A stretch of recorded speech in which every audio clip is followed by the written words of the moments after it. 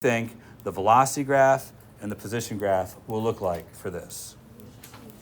Now, I want to remind you that there's a method here, and I am going to be super nice right now, and I'm going to, for each of these graphs,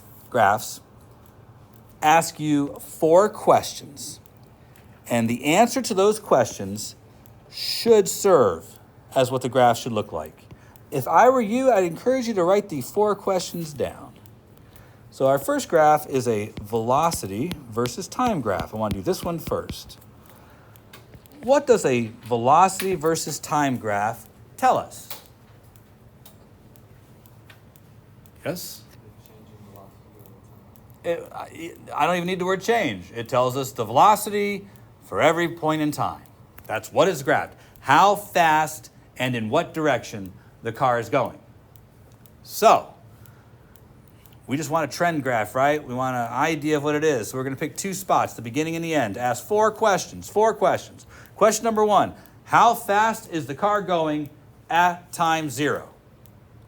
Fast or slow? Question 2, what direction is the car going at time 0? Now for that, you need a decoder ring. I know you're writing fast and I'm talking fast, but you should be okay. Only 1 cup of coffee today and nothing but caffeine-free foo-foo tea. Look at how red that is. I don't know, red. It's hibiscus blueberry tea. It was a gift. And I am drinking it because, whatever.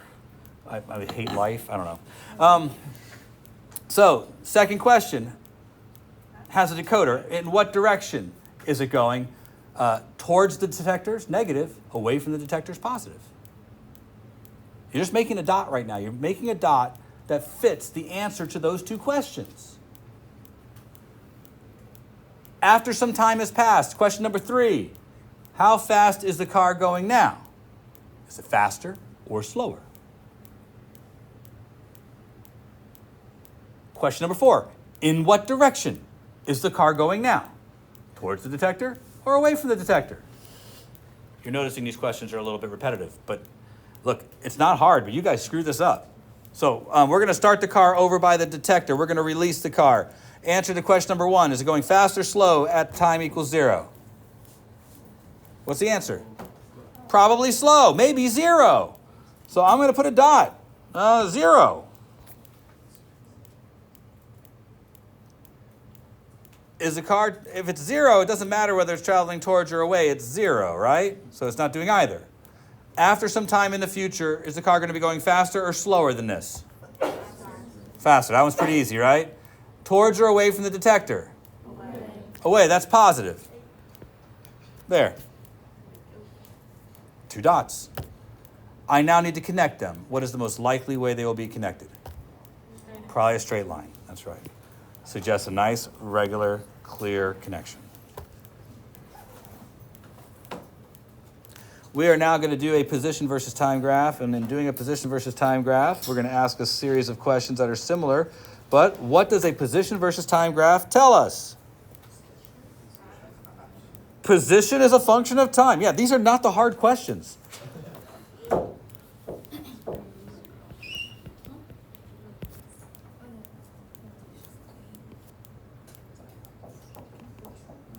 All right, so 4 questions. Question number 1, is it at time 0, is it close to the detector or far away from the detector?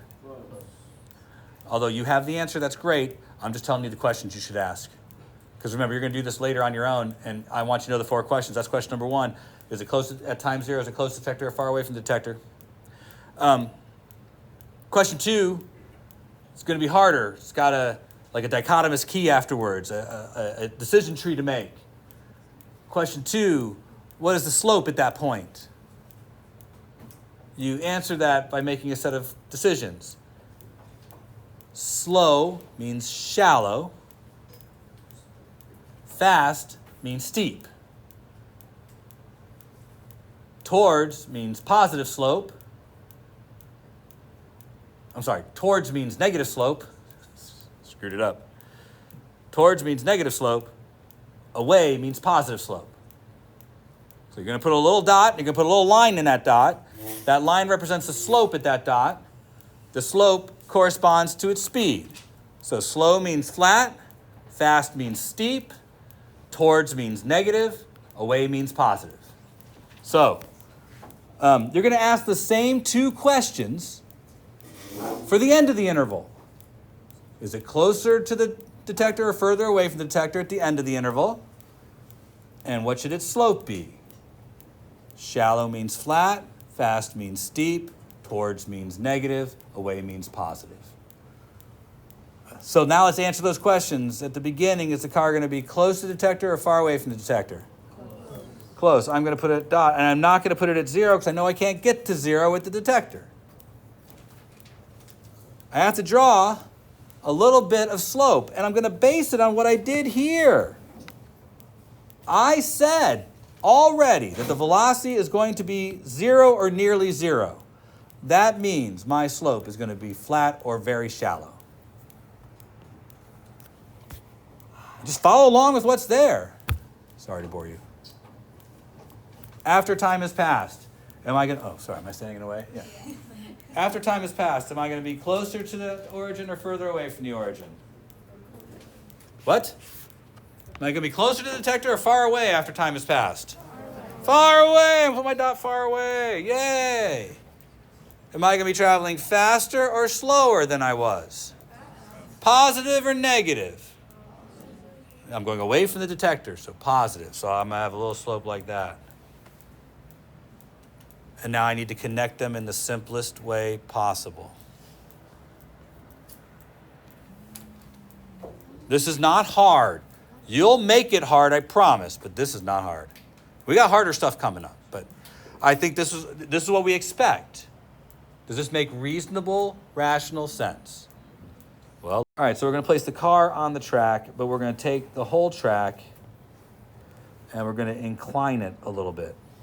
All right, so this matches what it is that you guys see in front of us. At time 0, we're going to release the car on one end of the track and let it roll down the track. Now, it's important that we remember that the meter can only see what's in front of it, right? We played with it. We understand that from before. So it can only give us positive positions. It can't see behind it. And we also know that the meter can't see things that are too close. Those are the limits that we have imposed on us by our device. We have to live within those limits, and we'll do our best. So I'm going to release the car in front of the meter, and I'm going to try to release it so the car isn't moving when we start taking data. But I would also like the car to not have reached the end of the track before data is collected, because I don't want to include the car slamming into the end of the track. Does that make sense? So in trying to figure out how long my experiment should be, there's something in the track. I got to make sure it's not there. I'm going to just time it, right? This 1 1,000, 2 1,000. I think 2 seconds will be sufficient. Do you guys agree? So we're going to do a 2-second experiment, starting with the car. What is in the track?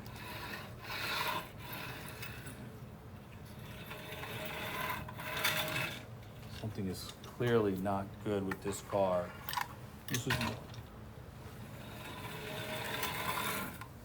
All right, look, this was a problem last. So I'm setting 50 samples per second, and I'm going to set the time for 2 seconds. So a 2-second experiment. All right? Your job now, before I actually take data, is to sketch what you... Well, I think you did pretty good. It looks very triangle-y. I don't disagree that it does look very triangle. And so I don't want to, I'm not trying to put you in your place, but what I want you to notice is that we said that the area underneath a velocity versus time graph is displacement, right? Well, I tried to get it to start from 0. I failed, right? It didn't start from 0. It was moving when I started collecting data. Not very much. Maybe we could just like blink and say that it is, but that's not evidence. So I'm afraid it's not a triangle. A triangle would be easy though, because what's the area of a triangle? 1/2 base times height. Unfortunately, though, this looks like, here, let me make it a little smaller. This looks like something that's not a triangle. It's got a side like that, and a side over here like that, and a one of these, and a one of those. What is that? It's not a parallelogram because both sets of sides have to be parallel. It is a trapezoid. A trapezoid has 2 parallel sides and 2 not parallel sides. It is a 1 step less than just a plain old quadrilateral. Right? You remember all these words. So if I want to find the area, I need to know how to do the area of a trapezoid. Do you remember how to find the area of a trapezoid? You took geometry. Many of you got good grades. What's that? It might be. I know it's on the C one. I'm not sure if it's on yours. Tell you what, we have limited time. So I'm just going to help you out. Area of a trapezoid. 1/2 times the height times the sum of the bases. That is the area of a trapezoid. Now, I bring this up for a number of reasons. First, a triangle is a trapezoid with one base that has a length of 0, right? Because if I make that side even smaller, it'll eventually be a point, and therefore that's a triangle, right? If the base is 0, then it disappears, and I get the area of a triangle, 1/2 base times height, right? We did rectangles yesterday, right? You understand a rectangle is a trapezoid with 2 bases that are the same size. So if I make B1 and B2 equal to each other, it'll be 1/2 times h times 2b. The 1/2 and the 2 cancel, and I just get length times width. So this is generic. It works for all the stuff, whether it be rectangles or triangles. Good enough? This looks like it crosses right here. That's 0.8 meters per second. This is 0.2, so that would mean this is 0.1. What do you think? 0.4? I'm sorry, 0.04? I think it's 0.04. I'm going to go with 0.04. You might need a calculator for this if you can't do this magic math in your head. So, base 1 is 0.04. Base 2 is 0.8. This is which variable? The height. That's right, because it is the distance between the 2 bases, which is 2 seconds. That was the length of our experiment. 2 seconds. Can somebody tell me what the area of this massive trapezoid is?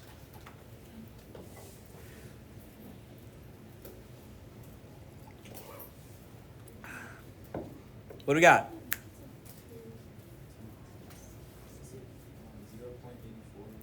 0.84. It's 0.84, yeah. 1/2 times 2 times 0.8 plus 0.04 will be 0.84 meters. So my area, which is displacement, equals 0.84 meters. So we've gone to show that the area matches up with our experiment. So I think we can say that the area is displacement. There's a symbol for displacement.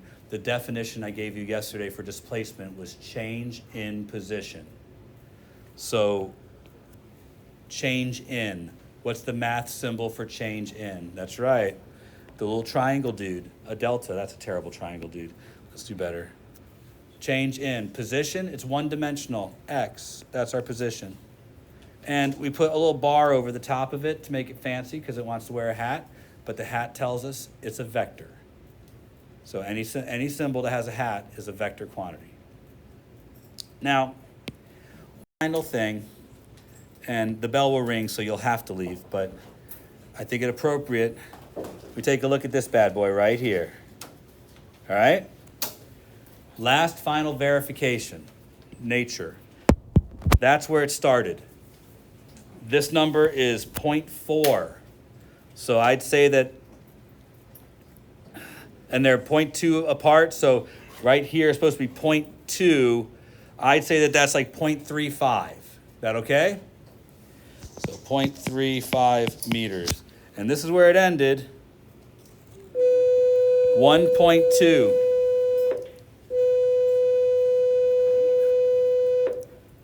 So it ended at 1.2, started at 0.35, that's 0.85 meters. I said it's pretty good. Yay, science works.